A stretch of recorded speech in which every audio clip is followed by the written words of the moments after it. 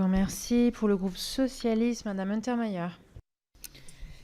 Merci, Madame la Présidente. Merci, Monsieur Jean-Marc Sauvé, pour être venu jusqu'à la représentation nationale. C'était important pour nous. Et merci aussi à Alain Touré et à notre présidente d'avoir fait en sorte que nous puissions vous entendre sur une question aussi importante qui nous bouleverse tous.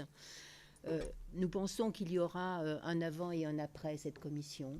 Le monde ne sera plus tout à fait le même. Et le regard que nous portons, nous, législateurs, sur le monde a changé désormais. Et peut-être avec votre intervention plus encore, parce que nous mesurons que si l'Église, effectivement fracassée par cette commission et son rapport, c'est la société entière, et sans doute nous aussi en responsabilité qui n'avons pas su voir.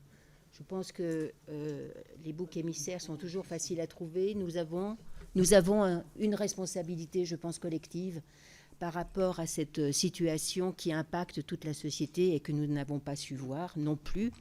Mais pour l'heure, c'est la question de l'Église catholique et des chiffres qui sont avancés. Je vous remercie d'avoir contextualisé de cette façon ce problème qui nous oblige d'avancer dans le registre de la prévention, bien sûr, et dans le registre de la réparation. Moi, je m'interrogeais sur le terme de recommandation, qui effectivement sont les termes qu'emploie une commission. Est-ce que ces recommandations, si vous voulez, sont de nature à rassurer le législateur qui, lui, est dans l'obligation, finalement, d'édicter des dispositifs qui permettent cette réparation et permettent cette prévention.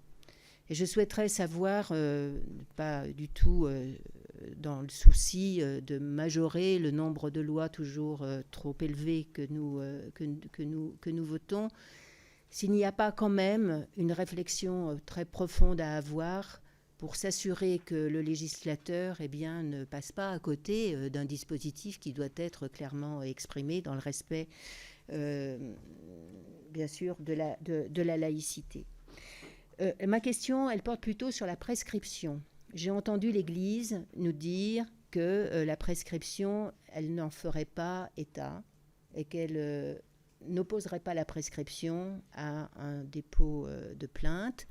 Je voulais savoir, et c'est en tant qu'éminent juriste que je vous adresse cette question, savoir dans quelle mesure l'Église peut s'écarter de la prescription, faire valoir qu'elle ne veut pas l'entendre, et quelle est la place du tribunal pour répondre à cette demande. Et enfin, sur la réparation, vous avez écarté la réparation forfaitaire.